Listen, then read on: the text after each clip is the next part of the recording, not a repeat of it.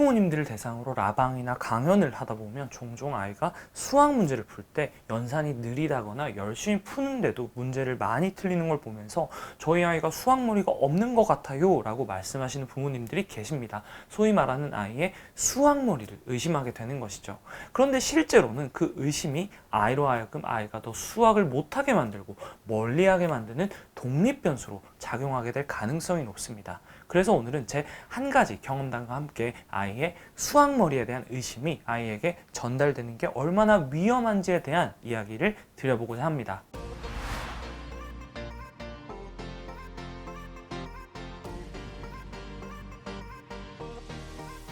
먼저 저는 다른 영상에서도 몇 번 말씀드렸지만 중고등학교 시절에 여러 과목 중에서 유독 수학에 어려움을 많이 겪었는데요. 마지막 수학 시험을 치른 지가 10년이 지난 지금도 다시 입대하는 꿈은 안 꿔도 수학 시험을 다시 보는 꿈을 종종 꾸곤 합니다. 실제로도 다른 학생들과 놓고 봤을 때 수학을 못하는 편은 아니었지만 모든 과목 중에서도 늘 수학 성적이 가장 낮은 편이었고 고등학교 때는 열심히 해도 안 나오는 수학 성적 때문에 학교를 자퇴할 뻔하기도 했습니다. 하지만 학창시절 저를 정말로 괴롭혔던 것은 수학 성적이 아닌 수학 공포증이었는데요. 저는 수학 시험을 앞두고는 열심히 공부를 했더라도 내가 과연 이번 시험을 잘 볼 수 있을까? 실수하면 어떡하지? 시험 시간이 부족하면 어떡하지? 라는 긴장과 불안을 늘 달고 살았습니다. 수학 시험 전날에는 좋은 컨디션으로 시험을 치려고 일찍 잠자리에 누워도 불안한 마음에 새벽 3시, 4시까지 잠에 들지 못했습니다. 그리고 실제 시험을 치면서도 과한 긴장이나 불안 때문에 준비한 만큼 시험을 보지 못하는 경우가 많았고 크고 작은 실수들로 시험을 망치는 일들이 있었습니다. 그런데 사실 초등학교 때까지만 해도 저는 수학을 못하는 아이가 아니었습니다. 정확히는 수학에 자신감이 없는 아이가 아니었죠. 스스로 교내 수학 경시대회에도 나갈 만큼 수학에 대한 자신감이 높은 편이었는데요. 그런데 왜 갑자기 그 수학에 대한 자신감이 사라지고 수학에 대한 불안과 더 나아가서 공포까지 가진 학생이 되었을까요?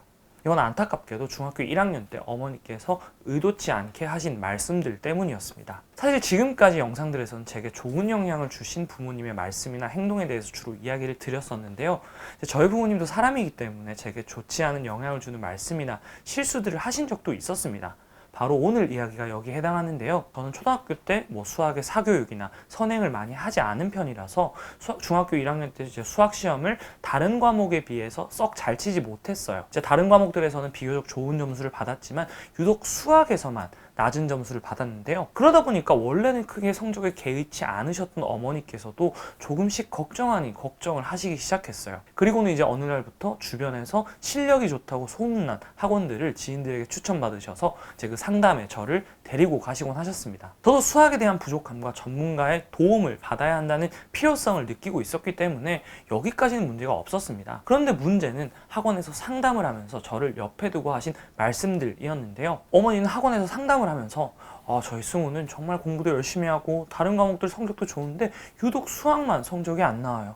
수학머리가 조금 부족한 것 같은데 어떻게 하면 될까요? 라고 말씀을 하셨습니다. 분명 그 말씀은 제가 시험 기간 때 수학 공부를 정말 열심히 했지만 결과가 안 나오는 모습을 곁에서 지켜본 어머니께서 이제 안타깝고 걱정하는 마음에 그런 말씀을 하신 거였을 거라고 생각을 해요. 그런데 중요한 건 학원 상담을 따라다니면서 몇 번 그런 말들을 듣고 나니 어느새 제 머릿속에는 그래, 맞아. 열심히 했을 때 다른 과목은 성적이 잘 나오는데 수학 성적이 안 나오는 걸 보면 나는 수학머리가 부족한 게 맞는 것 같아 라는 생각이 조금씩 자리를 잡기 시작했습니다. 그로부터 저는 제 스스로를 점점 어느새부터 나는 수학머리가 부족한 사람이라고 생각을 하게 됐고 그로부터 저는 수학에 대한 자신감이 떨어졌습니다. 그만큼 자신이 없었기 때문에 어떤 때는 더 열심히 공부를 해서 성적이 잘 나오더라도 제 머릿속에서 나는 수학을 잘 못하는 사람이라는 그 정체성이 지워지지가 않았습니다. 그리고 그 정체성은 중학교를 지나고 고등학교를 가서도 3년 내내 저를 괴롭혔습니다. 성인이 되어 돌이켜봤을 때 만약 수학머리라는 게 존재한다면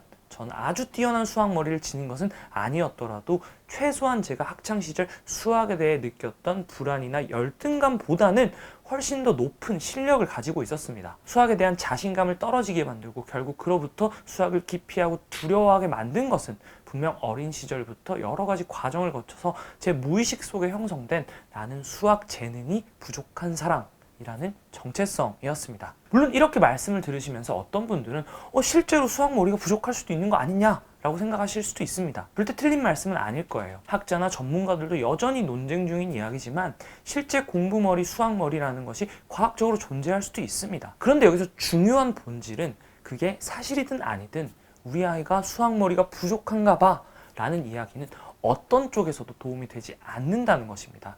늘 인과관계를 추론하려는 인간이 가진 본성상 아이가 수학을 잘 못한다 또는 수학 시험을 잘 못 본다 라는 결과를 어떤 원인에서 찾고자 하고 그 결과에 영향을 끼치는 원인들 중 우리가 가장 쉽고 단순하게 찾을 수 있는 답이 바로 아이의 수학머리 부족일 겁니다. 하지만 실제로는 아이가 수학 시험을 잘 못 보는 것에는 아주 다양한 원인이 영향을 미칠 것이기 때문에 그렇게 쉽게 일반화하는 것은 논리적으로 말이 되지 않습니다. 또한 더욱 중요한 것은 그게 설사 과학적으로 맞는 이야기를 할지라도 아이가 자기 스스로 수학머리가 부족하다는 정체성을 가지는 순간 그것은 곧 수학에 대한 자신감과 흥미를 동시에 떨어뜨리게 됩니다. 쉽게 예를 한 가지 들어볼게요. 여러분들이 어떤 게임이나 경쟁에 참가를 하게 됐어요. 그런데 여러분들이 다른 참가자들에 비해서 어떤 핸디캡을 가지고 열심히 해도 남들에 비해 좋지 않은 성과가 나오는 불리한 조건에서 게임을 해야 한다면 여러분들은 그 게임을 하고 싶은 생각이 들까요? 그렇지 않을 겁니다. 내가 이미 불리한 조건이라는 걸 안 순간 내가 열심히 해도 원하는 결과가 나오지 않을 수 있다는 생각 때문에 게임에 대한 의욕이 확 떨어지게 될 겁니다.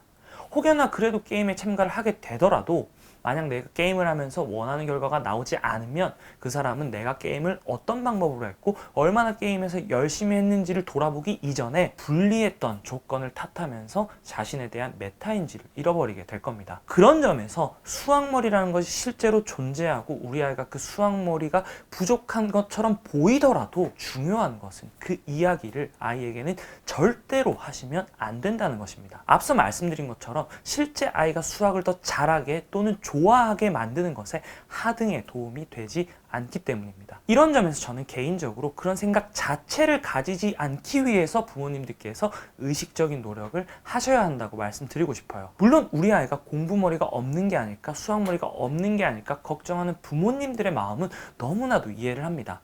그리고 실제로 아이가 다른 걸 하고 싶어 하고 더 좋은 재능을 가진 분야가 나타나면 그 분야를 더 밀어주고 꼭 공부를 잘하지 않아도 되는 것도 맞습니다. 하지만 여기서 말씀드리는 건 아직 그런 판단이나 평가를 할 만한 충분한 시간과 경험, 데이터가 쌓이지 않았음에도 불구하고 그 불안한 마음 때문에 쉽게 속단하고 지레짐작해서 갖게 되는 그 의심에 대해서는 경계를 하셔야 한다는 겁니다. 특히 부모님들도 사람이시기 때문에 아이에게 최대한 티를 안 내려고 해도 어느 순간 본인도 모르게 그런 말들이 불쑥 튀어나올 수가 있습니다. 그리고 가장 중요한 건 부모의 불안은 말을 하지 않아도 아이에게 자연스럽게 전달이 되기 마련입니다. 저희 어머니도 지금 와서 그 말씀을 하셨던 걸 굉장히 미안해하고 후회스럽게 생각하고 계시는데요.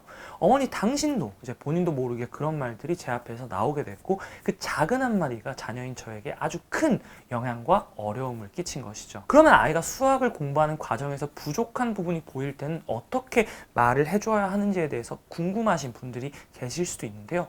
사실 이것에 대한 답은 또 새로운 영상 하나를 찍을 만큼 이제 많은 분량이기 때문에 아주 짧게만 얘기를 드리면 아이의 수학머리나 재능이 아니라 아이가 학습을 하는 과정과 방법에 대해서 아주 세심하게 관찰하고 피드백을 하셔야 합니다. 만약 부모님이 보시기에 인풋 대비 아웃풋이 많이 부족하다는 생각이 드신다면 아이의 수학 공부 전 과정과 아이가 알고 사용하고 있는 학습 방법에 대해서 피드백을 해주시고 개선책을 제시해 주셔야 합니다.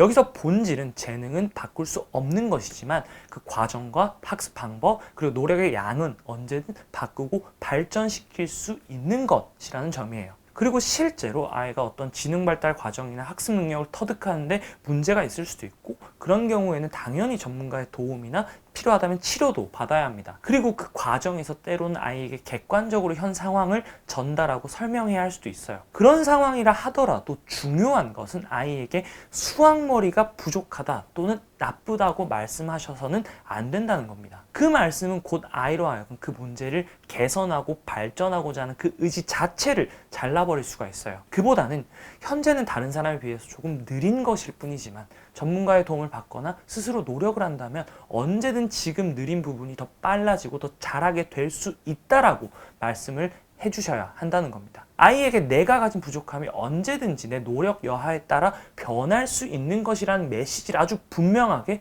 전달하셔야 한다는 거예요. 어린 시절의 아이에게 부모님은 절대적인 존재입니다. 엄마 아빠는 슈퍼맨이고 곧 엄마 아빠의 말이 세상의 이치이고 진리라고 생각하는 어린 아이들에게는 부모님의 말 한마디가 아무런 여과 없이 아이의 무의식에 깊이 박히게 됩니다. 그리고 자신을 객관화해서 볼 수 있는 메타인지가 덜 발달된 시기의 아이들에게 아이 자신에 대한 부모님의 평가, 판단, 피드백은 특히나 절대적인 영향을 끼치게 될 겁니다. 그런 맥락에서 부모님들이 본인도 모르게 하는 그 무의식적인 생각과 의심에 대해서 늘 경계하시고 부모의 불안이 아이의 불안으로 이어지지 않게 부모님의 관점에 대해서도 되돌아보실 수 있기를 바라겠습니다.